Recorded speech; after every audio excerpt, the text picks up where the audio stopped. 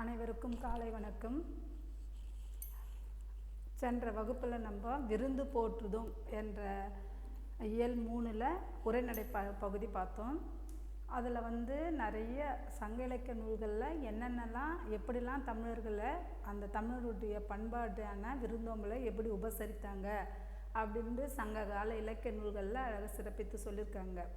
இன்று நம்ம பார்க்க போகிற தலைப்பு என்னென்னா திருக்குறள்.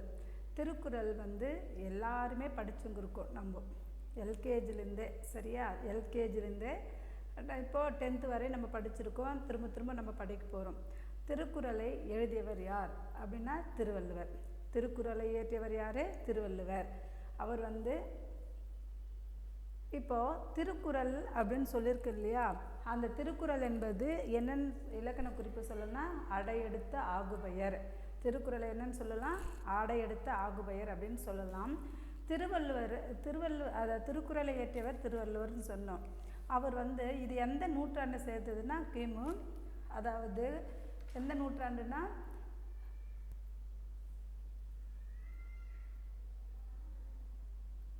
2000 ஆண்டுகளுக்கு முற்பட்டது என்பர்னு சொல்வோம். அதுக்கு அடுத்தது திருக்குறள் உலகின் பல்வேறு மொழிகளில் மொழிபெயர்க்கப்பட்டுள்ளது. சரியா, திருக்குறள் உலகின் பல்வேறு மொழிகளில் மொழிபெயர்க்கப்பட்டுள்ளது அப்படின்னு சொல்கிறாங்க. இந்த நூலை யார் எழுதுது அப்படின்னா திருவள்ளுவர் தான் எழுதினார்.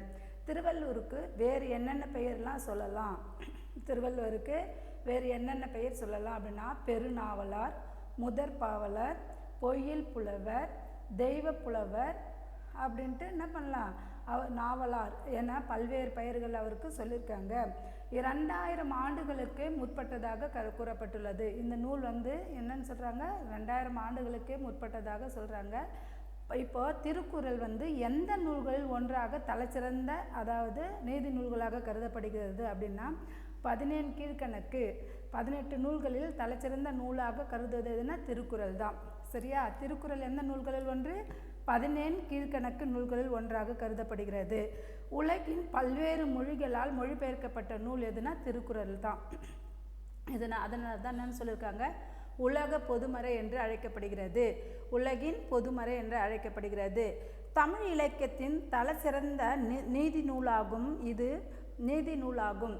தமிழ் இலக்கியத்தின் தலைசிறந்த நீதி நூலாக கருதுவது எதுனா திருக்குறள். இது மனிதர்களின் அற வழிபாடு நின்று இன்புடன் வாழ வழிகாட்ட ஒரு வாழ்வியல் நூலாக விளக்குகின்றன. வாழ்வியல் இலக்கியம் அப்படின்னு சொல்லுவாங்க. சரியா, மனிதர்களின் அறவழியோடு நின்று இன்பமுடன் வாழ வழிகாட்டும் ஒரு வாழ்வியல் நூலாக கருதப்படுவது திருக்குறள். ஒரு அதிகாரத்திற்கு 10 பாடல்கள் விழுதும் மொத்தம் 1330 குறட்பாக்கள் உள்ளன. சரியா, 1330 குறட்பாக்கள் உள்ளன அப்படின்னு சொல்கிறாங்க. பாவகை 2 அடிகளை கொண்ட குறள் வெண்பாவால் ஆனது. சரியா, பாவகைனது 2 வெண்பாக்களால் கொண்ட பாவகையால் வெண்பாவால் ஆனது. அறம் பொருள் இன்பம் என்னும் முப்பால் பகுப்பு கொண்டது. சரியா, இதெல்லாம் அதாவது மேலோட்டமான கருத்துக்கள், எல்லாருக்குமே தெரிஞ்ச கருத்துக்கள் தான் திருக்குறளை பற்றி நான் சொல்கிறது. அறம் பொருள் இன்பம் என்னும் முப்பால் பகுப்பு கொண்டது. சரியா, அப்போ அறத்துப்பால் 38 அதிகாரங்களை உடையது. மொத்தம் 133 அதிகாரங்கள் உடையது. அதில் அறத்துப்பால் 38 அதிகாரம் உடையது. சரியா, பொருட்பால் 70 அதிகாரம் உடையது. இன்பத்துப்பால் அல்லது காமத்துப்பால் 25 அதிகாரம் உடையது. இப்போ ஒவ்வொரு அதாவது அறத்துப்பால், பொருட்பால், இன்பத்துப்பால் ஒவ்வொரு அதிகாரத்திலையும் இயல்கள் கொடுத்துருக்காங்க. சரியா, பாயிரவியல், இல்லறவியல், துறவியல், ஊழியல் என்னும் 4 இயல்களை கொண்டது என்னது அறத்துப்பால். சரியா, இன்னொரு முறை சொல்கிறேன், நல்லா கவனிச்சுக்குங்க. பாயிரவியல், இல்லறவியல், துறவியல், ஊழியல். சரியா, இந்த 4 இயல்களை கொண்டுள்ளது எது? அதாவது அறத்துப்பால். பொருட்பால் என்பது அதாவது அரசியல், அமைச்சியல், ஒழிபியல் இந்த 3 இயல்களை கொண்டது எது? பொருட்பால் அப்படின்னு சொல்கிறாங்க. அறத்துப்பால், பொருட்பால். இன்பத்துப்பால் அதாவது களவியல் கற்பியல் என்னும் 2 இயல்களை கொண்டது. மொத்தம் 9 இயல்களை உடையது. சரியா? இதில் 133 அதிகாரங்கள் உடையது. திருக்குறளில் 9 இயல்களை உடையது. 1330 பாடல்களை உடையது. 1330 பாடல்களை உடையது. மொத்தம் 1330 பாடல்களை உடையது அப்படின்னு சொல்கிறோம். இதில் நமக்கு கொடுத்துக்கிற தலைப்பு என்ன அப்படின்னா, அதாவது ஒழுக்கமுடைமை.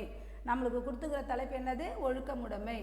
ஒழுக்கமுடைமையில் என்னென்னலாம் சொல்கிறாங்க அப்படின்னா, முதல்ல ஒழுக்கம்னா என்னன்னா, அதாவது என்னன்னு சொல்லியிருக்காங்க, அதாவது எல்லாருக்கும் சிறப்பை தருவது ஒழுக்கம். சரியா?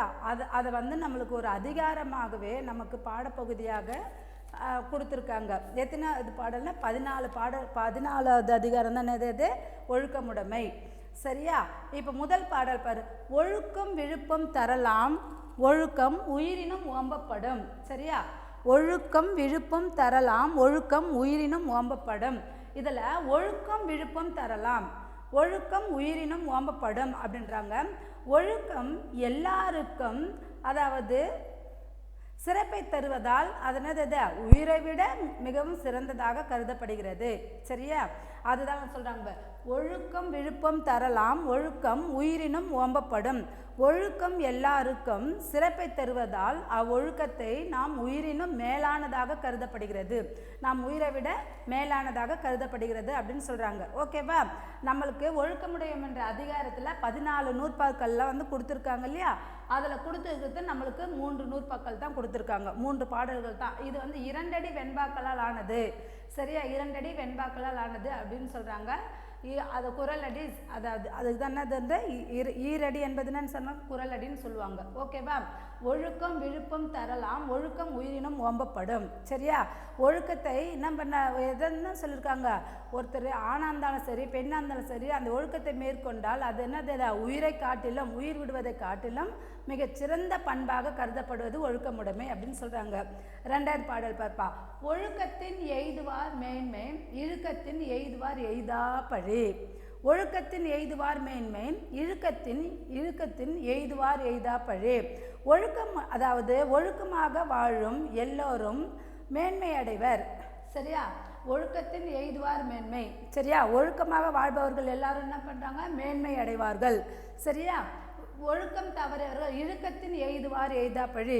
அப்போ ஒழுக்கத்தை மேற்கொள்ளாதவர்கள் அடையக்கூடாத சரியா பழிகளை அடைவர். அதுதான் என்னன்னு சொல்லியிருக்காங்க? இழுக்கத்தின் எய்துவார் எய்தா பழி அப்படின்னு சொல்கிறாங்க. ஓகேவா? அடையக்கூடாத பழிகளை அடைந்து தீர்வார்கள். இழுக்கத்தின் எய்துவார் எய்தா பழி அப்படின்னு சொல்கிறாங்க. ஓகேவா? 2வது பாடல் பார்ப்பா. ஒழுக்கத்தின் எய்துவார் மேன்மை, இழுக்கத்தின் எய்துவார் எய்தா பழி. ஒழுக்கமாக வாழும் எல்லோரையும் சரியா? ஒழுக்கமாக வாழும் எல்லோரும் மேன்மை அடைவார்கள். ஒழுக்கம் தவறியவர்கள் அடையக்கூடாத பழியை அடைவார்கள். ஒழுக்கம் அதாவது அதுதான் சொல்கிறாங்க. இழுக்கத்தின் எய்துவார் எய்தா பழி. ஓகேவா? ஃபஸ்ட்டு என்ன பார்த்தோம்? ஒழுக்கம் விழுப்பம் தரலாம், ஒழுக்கம் உயிரினும் ஓம்பப்படும் அப்படின்னு சொன்னாங்க. ஒழுக்கம் எதை விட மேம்பட்டது? உயிரை விட மேலானது. சரியா? முதல் பாடல் என்ன சொல்லியிருக்காங்க? ஒழுக்கம் உயிரை விட மேன்மையானதாக கருதப்படுகிறது. அதுக்கு அடுத்தது பார்ப்பா 2வது குறள். ஒழுக்கத்தின் எய்துவார் மேன்மை. ஒழுக்கமுடையவர்கள் எல்லாருமே என்ன பண்ணுவாங்க? சிறப்பாக மேன்மை அடைந்தவர்கள். ஒழுக்கம் இல்லாதவர்கள் இழுக்கத்தின் எய்துவார் எய்தா பழி. சரியா? அப்போ இழுக்கத்தின் எய்துவார் எய்தா பழினா ஒழுக்கம் தவறியவர்கள் அடையக்கூடாத பல பழிகளை மேற்கொள்வார்கள். சரியா? அதுக்கு அடுத்தது 3வது பாடல் பார். உலகத்தோடு ஒட்ட ஒழுகல் பல கற்றும் கல்லார் அறிவிலாதர். உலகத்தோடு ஒட்ட ஒழுகல் பல கற்றும் கல்லார் அறிவிலாதர். அதாவது இந்த பாடல் இவ்வளோ அழகாக சொல்லியிருக்காங்க பார். உலகத்தோடு ஒத்து வாழ கல்லாதவர் பல கற்றும் கற்றோராக கருதப்பட மாட்டார்கள். சரியா? அதாவது நம்ம ஊர்லலாம் என்னென்ன சொல்லுவாங்க, ஊர் எந்த பக்கம் போது அந்த பக்கமே நம்ம போயிடணும், நம்ம தனியாக நிற்கக்கூடாது அப்படின்னு சொல்கிறாங்க இல்லையா? அந்த கருத்து தான் இங்கே சொல்கிறாங்க. உலகம் மக்கள், உலகத்தில் உள்ள மக்கள் எந்த வழியில் போகிறாங்களோ அதுதான் சிறந்தது. அப்படி இல்லைன்னா நீ பல வகையில் கற்றவராக இருந்தாலும் பல கற்றும் கல்லார் அறிவிலாதர். கல்லார்னா நீ படித்தும் பயனில்லை அப்படின்ட்டு இந்த பாடலில் சொல்கிறாங்க. உலகத்தோடு ஒட்ட ஒழுகல் பல கட்டும். சரியா? உலகம் எந்த பக்கம் போதோ அந்த பக்கத்தை தந்து நம்ம என்ன பண்ணோம், மேன்மை அடைய வேண்டும். அப்படி இல்லைன்னா என்னது, பல கற்றும் நம் கல்லார் அறிவில்லாதவராக கருதப்படுவார்கள். உலகத்தோடு ஒட்ட ஒழுகல் பல கற்றும் கல்லார் அறிவில்லாதர். உலகத்தோடு ஒத்து வாழ கல்லாதவர் பல நூல்களை கற்றவராயினும் அவர்கள் அறிவில்லாதவரேவே கருதப்படுவார்கள். அறிவில்லாதவராகவே கருதப்படுவார்கள். இதுவரை நம்மளுக்கு கொடுத்துக்கிற தலைப்பு என்னன்னா, அதாவது ஒழுக்கமுடைமை. இந்த 3 பாடல் வந்து நம்மளுக்கு ஒழுக்கமுடைமை மொத்தமே வந்து எத்தனை பாடல்களுடையதுன்னா 14 பாடல்கள் உடையது. அதில் நம்மளுக்கு பாடப்பகுதியாக கொடுத்தது எதுனா 3 பாடல்கள். ஓகேவா? அதை இன்னொரு டைம் சொல்கிறேன், கவனிச்சுக்கோ. இது மனப்பாட பகுதியெலாம் கிடையாது. ஓகே, 10th பொறுத்தவரை இதில் மனப்பாட பகுதி இல்லை. இந்த 3 பாடலில் ஒழுக்கம் விழுப்பம் தரலாம், ஒழுக்கம் உயிரினும் ஓம்பப்படும். ஒழுக்கம் உயிரினும் ஓம்பப்படும். ஒழுக்கத்தின் எய்துவார் மேன்மை, இழுக்கத்தின் எய்துவார் எய்தா பழி. உலகத்தோடு ஒட்ட ஒழுகல் பல கற்றும் கல்லார் அறிவில்லாதர். உலகத்தோடு ஒட்ட ஒழுகல் பல கற்றும் கல்லார் அறிவில்லாதராக இருக்கிறாங்க. சரியா? உலகம் எந்த நிலையில் போகுதோ அந்த நிலையில் நம்ம என்ன பண்ணோம், மக்களோடு செல்ல வேண்டும். அப்படி இல்லைன்னா நம்ம பல கற்றும் கல்லாதவராகவே கருதப்படுவார்கள். கல்லாதவர்னா படிக்காதவராகவே கருதப்படுவார்கள். இதுவரை வந்து ஒழுக்கமுடைமை அதிகாரத்தில் நம்மளுக்கு கொடுத்துருக்காங்க. அதுக்கு அடுத்தது மெய் உணர்தல். மெய்னா உண்மைன்னு அர்த்தம். சரியா? மெய் என்பது என்னது, உண்மை. அது மொத்தம் எத்தனை அதாவது பாடல்களுடையதுன்னா 36 பாடல்கள் இருக்குது. ஆனால் நமக்கு கொடுத்துக்கிற பாடல் வந்து 2 பாடல் தான் கொடுத்துருக்காங்க. சரியா? மெய்யறிதல். மெய்னா உடம்பு, மெய்வாய் கண் மூக்கு செவின்னு சொல்கிறோம் இல்லையா? அதுபோல் மெய்யறிதல், உண்மையை அறிந்து கொள்ளுதல். இந்த மெய் என்பது என்னன்னா உண்மையை சொல்லுதல், உண்மையை தெரிந்து கொள்ளுதல். எப்பொருள் எத்தன்மதாயினும் அப்பொருள் மெய்ப்பொருள் காண்பதறிவு. சரியா? எந்த பொருளாக இருந்தாலும் சரி, சரியா, அதாவது இயல்பினதாக தோன்றினாலும் அந்த பொருளின் மெய்ப்பொருளை காண்பதே அறிவாகும். சரியா? எந்த பொருளாக எந்த பொருள் எந்த இயல்பினதாக தோன்றினாலும் அந்த பொருளின் உண்மைத்தன்மையை அறியக்கூடும். அதனால தான் எப்பொருள் எத்தன்மதாயினும் அப்பொருள் மெய்ப்பொருள் காண்பதறிவு. சரியா? இந்த பாடல் பாருங்க, எப்பொருள் எத்தன்மதாயினும் அப்பொருள் மெய்ப்பொருள் காண்பதறிவு. இங்க மெய் என்பது எதை குறிக்கிறதுனா உண்மை பொருளை குறிக்கிறது. சரியா? மெய் என்பது எதை குறிக்கிறது, உண்மையை குறிக்கிறது. சரியா? இன்னொரு டைம் சொல்கிறேன், இது மனப்பாட பகுதி, நல்லா கவனிச்சுக்கணும். எப்பொருள் எத்தன்மதாயினும் அப்பொருள் மெய்ப்பொருள் காண்பதறிவு.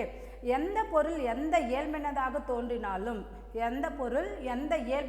தோன்றினாலும் அந்த பொருளின் உண்மைத்தன்மையை உண்மை பொருளை காண்பதே சிறந்த அறிவாகும். சரியா? அதுதான் வந்து என்னன்னு சொல்கிறாங்க, உண்மை பொருளை காண்பதே சிறந்த அறிவாக கருதப்படுகிறது.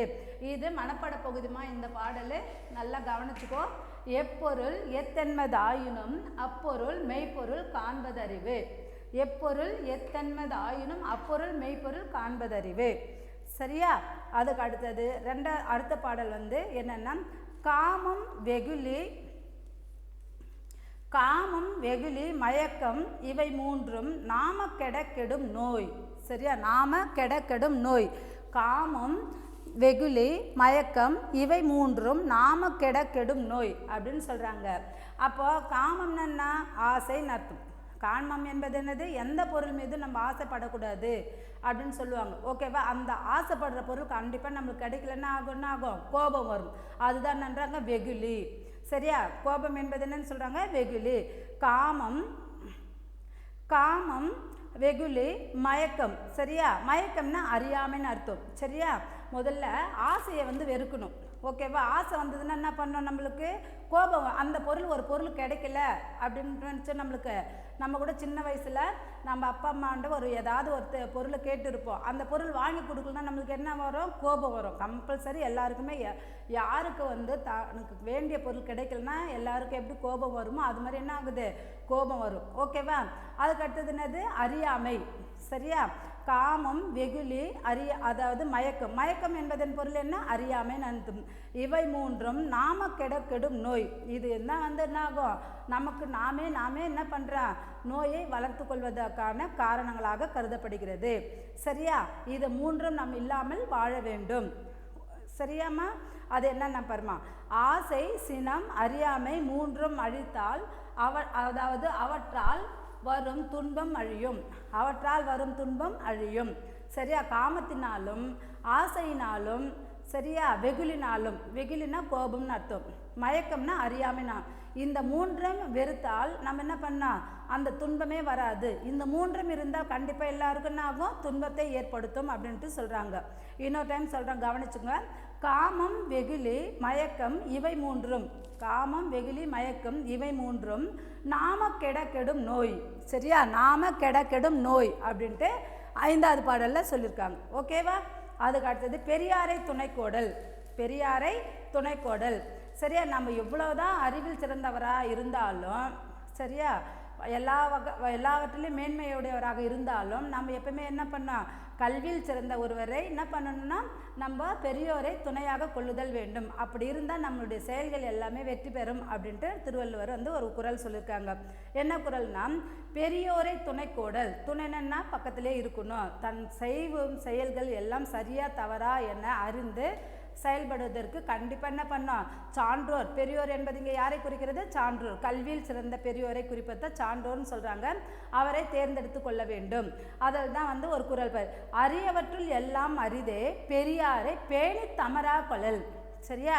அப்போ அரியவற்றுள் எல்லாம் அரிதே, அரியவற்றுள் எல்லாம் அரிதே பெரியாரை பேணி தமரா கொள்ளல். அப்படின்னா கிடைத்தற்கு பேறுகளில் எல்லா பேரும் பெரியாரை போற்றி துணையாக்கி கொள்ளுதல் வேண்டும். பெரியாரை போற்றி என்ன பண்ணணும்? துணையாக்க கொள்ளுதல் வேண்டும் அப்படின்னு சொல்கிறாங்க. அது நம்மளுக்கு கிடைக்காது. ஆனால் அந்த பொருள் நம்மளுக்கு கிடைச்சிச்சுன்னா என்ன பண்ணோம்? அந்த பெரியவரை போற்றி தலைமை, அதாவது என்ன பண்ணோம்? துணையாக வைத்து கொள்ள வேண்டும். அதனால தான் அரியவற்றுள் எல்லாம் கிடைத்தற்கரிய பொருள். இது கிடைக்காதுன்னு எனக்கு நம்மளுக்கு நல்லா தெரியும். ஆனால் அது கிடைச்சிச்சுன்னு வச்சுக்க, அந்த பொருளை எப்படி நம்ம பாதுகாத்து கொள்கிறோமோ அதேமாரியே பெரியாரை பேணி தமரா கொள்ளல். பேணினா பாதுகாத்தல். அந்த பெரியவரை என்ன பண்ணோம்? நம்ம பெரியவர் என்பது யாரை குறிக்கிறது? சான்றோரை குறிக்கிறது. பெரியவர் என்பது யாரை குறிக்கிறது? சான்றோரை குறிக்கிறது. அப்போ அவர் என்ன பண்ண? நம்ம பாதுகாத்து கொள்ளுதல் வேண்டும் அப்படின்னு சொல்கிறாங்க. அதுக்கு அடுத்தது பாடல் பர்மா.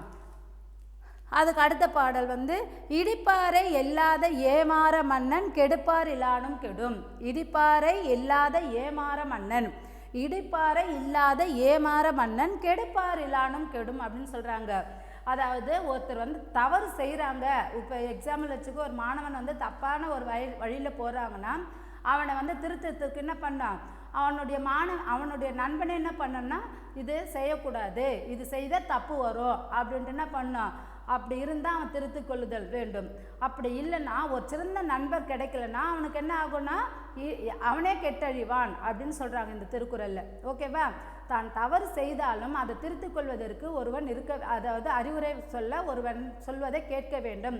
அப்படி இல்லைன்னா அவன் அழிப்பதற்கு வேற யாரும் தேவையில்லை, அவனே அழித்து விடுவான். அவன் அழிப்பதற்கு வேற யாரும் தேவையில்லை, அவனை அழித்து விடுவான். இடிப்பாறை இல்லாத ஏமாற மன்னன். சரியா? ஏமாற மன்னன் கெடுப்பார் இல்லானும் கெடும். அதாவது குற்றம் கண்ட பொழுது இடித்து கூறும் பெரியோரை துணையாக அதாவது பெரியாரை துணை கொள்ளாத பாதுகாப்பற்ற மன்னன் பகைவர் இன்றியும் தானே கெடுவான். சரியா? அவனுக்கு பகைவரே தேவையில்லை, அவனுக்கு போரிடுவதற்கு எதிரே பகை வரணும்னு இல்லை. ஆனால் அவன் என்ன பண்ணுவான்? தானே கெட்டழிவான், தானே கெட்டழிவான்னு சொல்கிறாங்க. அதுதான் இந்த குறள். இடிப்பாறை இல்லாத ஏமாற மன்னன் கெடுப்பாரிலானும் கெடும் அப்படின்ட்டு சொல்கிறாங்க. அதாவது இன்னொரு டைம் பொருள் சொல்கிற கவனிச்சுங்க. குற்றம் கண்ட பொழுது இடித்து கூறும் பெரியோரை துணை கொள்ளாத பாதுகாப்பற்ற பகைவன் பாதுகாப்பற்ற மன்னன் குற்றம் கண்ட பொழுது இடித்து கூறும், அதாவது பெரியோரை துணை கொள்ளாத பாதுகாப்பற்ற மன்னன் பகைவர் இன்றி தானே கெடுவான், பகைவரின்றி தானே கெடுவான் அப்படின்னு சொல்கிறாங்க. ஓகே. அதுக்கு அடுத்தது பல்லார் பகை கொள்ளலின் பத்தடுத்த தீமைதே நல்லார் தொடர்க்கை விடல்.